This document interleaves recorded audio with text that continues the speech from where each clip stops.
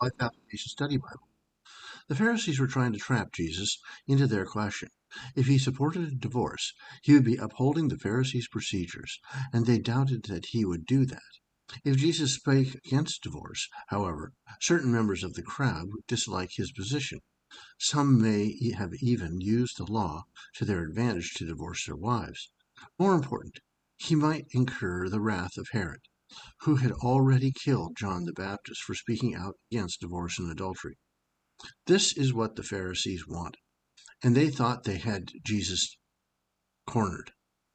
The Pharisees saw divorce as a legal issue rather than a spiritual one. Jesus used this test as an opportunity to review God's intended purpose for marriage and to expose the Pharisees' selfish motives. They were not thinking about what God intended for marriage or about those deeply hurt by divorce. They were quoting Moses unfairly and out of context.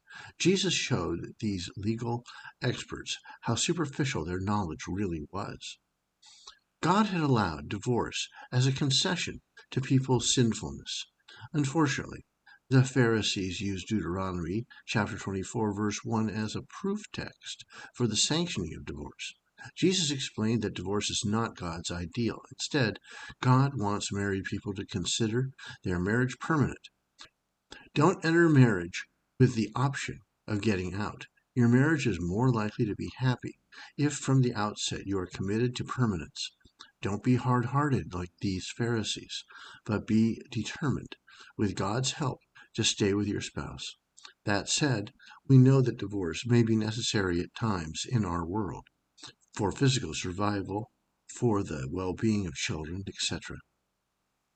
Jesus clearly gave God's ideal for marriage in Genesis priority over Moses' permission for divorce. Jesus did not cancel Moses' teaching, however. See Matthew chapter 5, verse 32, and chapter 19, verse 9, where Jesus permitted divorce when a spouse had been unfaithful, and 1 Corinthians chapter 7, verses 15, where Paul recognized divorce when an unbelieving partner leaves a marriage. Divorce is wrong. It severs a holy union.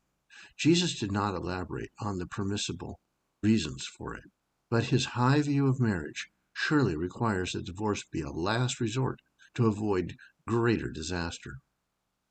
At this time, women were often treated as property. Marriage and divorce were regarded as transactions, similar to buying and selling land. But Jesus condemned this attitude, clarifying God's original intention that marriage would bring oneness. Jesus held up God's ideal for marriage and told his followers to live by that ideal.